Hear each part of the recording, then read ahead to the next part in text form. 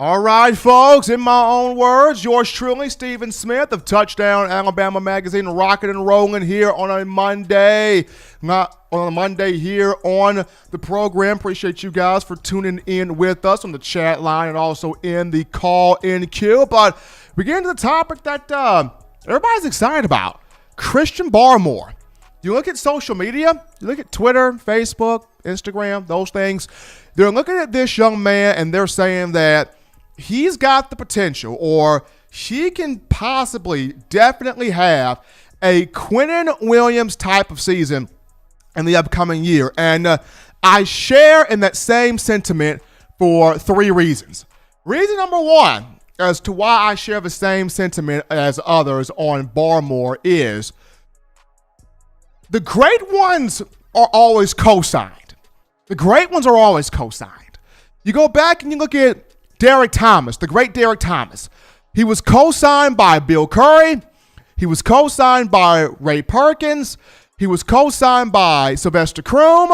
And he was co-signed by one Cornelius Biscuit Bennett. Cornelius Bennett co-signed Derek Thomas, even though Bennett knew that DT was coming and he didn't like the fact that DT was coming and he didn't appreciate at times the fact that DT was coming.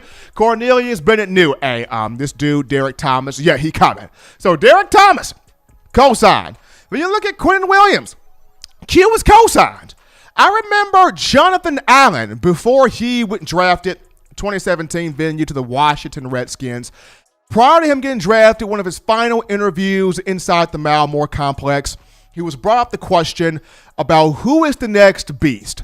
Who is the next alpha personality? Who is the next dominant defensive lineman? Who's the next first-round pick on the rise that, we as reporters need to circle, highlight, underline, that type of thing? Jonathan Allen said, I'm going to tell you right now, watch Quinnen Williams. He's the next one. Telling you this right now.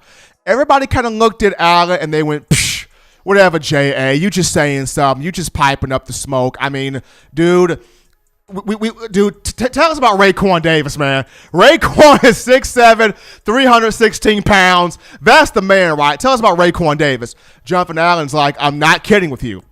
I'm not joking with you. It's going to be Quinnen Williams. And we all knew what happened. People thought Jonathan Allen was joking. Quinnen Williams, 2018 season, the guy was a wrecking ball. 71 tackles, 19 and a half tackles for loss, 8 sacks, 12 quarterback hurries, became a first-round pick, the number 3 overall pick to those New York Jets. And even one Tua Tagovailoa got co-signed by Trent Dilfer, and we've all have seen what happened with Tua. When you give yourself a nickname, it doesn't stick. It's when other people give you a nickname that it sticks. Case in point, I was 10 years old. I thought I was going to be a rapper. So I gave myself the nickname Dove7. Don't ask why I gave myself that nickname. I'm embarrassed at myself for even doing that to this day. But my sister, who was about 4 to 5 years older than me, when I was at that same age, 10 years old, she started to give everybody in the family country hillbilly names. She gave me the name Frank. And for 11 years, everybody in my family, from parents to grandparents to uncles, aunts, cousins, people in the community, church folks, they called me Frank from age 10 to age 20.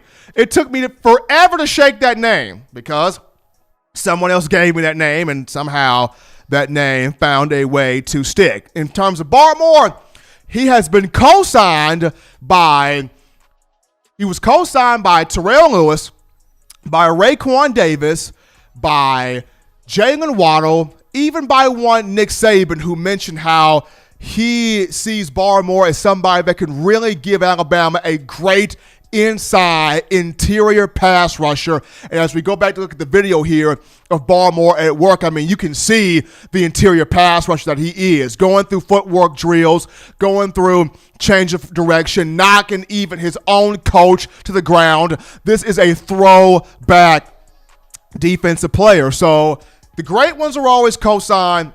Christian Barmore is co-signed. Number two, when you look at it, he's got a unquenchable, undying passion to want to be on the field and to want to be an impact player. When you watch Barmore play, though people compare him to Q, I look at him as a angry, violent, a bit more athletic A'Shawn Robinson. He's baby A'Shawn Robinson to me when I watch Barmore. And when you watched A'Shawn, he was jumping over offensive linemen. He was blocking field goals. He was blocking punts. He was stuffing running backs. He was getting at the quarterbacks. This was a guy that could swallow the podium in terms of press conferences. He was somebody that you were afraid of because this guy was a 19-year-old that looked like he was 40 years old with a full-on beard.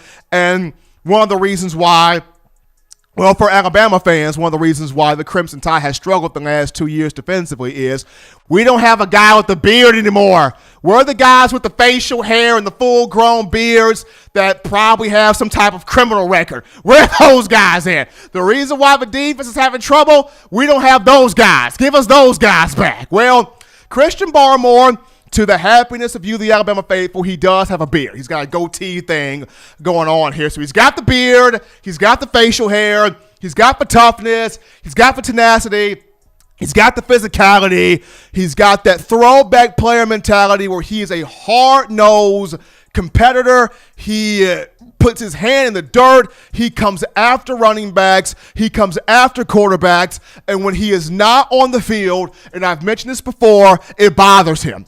And those are the type of guys that you want to see on the field. When you're not on the field, it bothers you. When Michael Jordan, going back to The Last Dance, when Michael Jordan was not on the court, it bothered him. When Scottie Pippen was not on the court, it bothered him. When Steve Kerr, even though he got punched in the eye by MJ, when Steve Kerr was not on the court, it bothered him. When Phil Jackson was not coaching that team to championships, it bothered him. So, and then even when you look at Coach Saban, when Coach Saban is not winning, it bothers him. So when Christian Barmore was not on the field this past season, you saw how antsy he was. You saw how frustrated he was. You saw how really upset he was, how bothered he was because he wanted to be on the field making plays in more action and more opportunities. But in the limited time that he got, you saw that type of production. So he's got he's been co-signed, number one. Number two, he's got this undying passion, this undying determination, this undying motor to want to be on the field, much like A'Shawn Robinson had. And then number three, all Barmore needs is 1 year, right? All he needs is 1 year to make some shake. Quinnen Williams needed 1 year. He needed 1 year to show NFL scouts, hey, I'm the best player in this draft. I'm the number one player in this draft. If you don't draft me, then you are making a terrible mistake. All Q Williams needed was 1 year to get that done. And we saw, especially in the matchup 2018 against LSU, where he completely just bench pressed the likes of Joe Burrow into the lap of his offensive line every single time. I mean, it was that game where NFL scouts going, who the heck is that, continuing to just bully LSU's offensive line and just make Joe Burrow look like a rag doll right there. And it was Quinnen Williams every single time. It was that game. And there were other games down the pipeline in which he did that, but the game against the Tigers was the most noted matchup. So all Q needed was 1 year. All Christian Barmore needs, for real, is 1 year. And I know what you're thinking, Tide Nation. Steven, don't put him out the door. He's just a baby. We want to keep him here for as long as we can. But y'all, when y'all see a young man as dominant, as potent, as aggressive, as mean, as physical, as playmaking as this young man is, the NFL is going to look and say, woo, goody, goody, goody. Here comes the next first rounder. Here comes the next top 10. Here comes the next top 15. Here comes the next top 20. These scouts are going to be salivating over this man. They're going to be salivating, if they're not already salivating over him already. I mean, people, the work ethic that Barmore has in these videos. He's not just wanting to be the best. He is putting in the work. Barmore has not stopped training with his coaches back home in Philly since the Citrus Bowl. That's determination. I mean, the coronavirus has me wearing masks everywhere. The coronavirus has me in full-on social distancing. The coronavirus has me, praying for, are we going to get that extra stimulus check? But for Christian Barmore, that thing has had no effect on that young man. He is out there flipping tires and knocking over coaches and running through cones and running through stationary drills and just doing everything possible to assure that he is the number one leader or one of the major leaders of this defense in the upcoming season. So while people are saying he can have or he will have a Quinnen Williams type year, I definitely see it because co-signed, got the passion, and the young man, all he needs is 1 year to get this done. But you want the best, Tide Nation, and news, notes, information on your Crimson Tide. It is simple for you to get this done. You download the Touchdown Alabama Magazine app. You get this from the iPhone App Store if you're rocking Team Apple, the Google Play Store if you just so happen to have the Android phone. Those podcast options, we got you covered.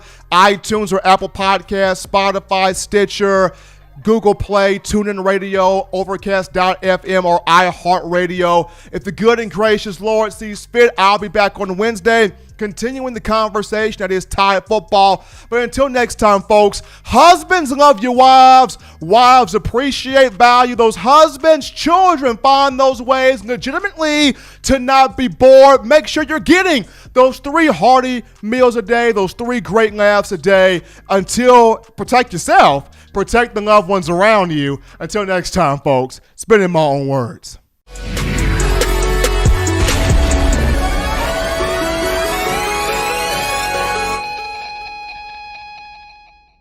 Thank you for watching Touchdown Alabama Magazine's YouTube channel.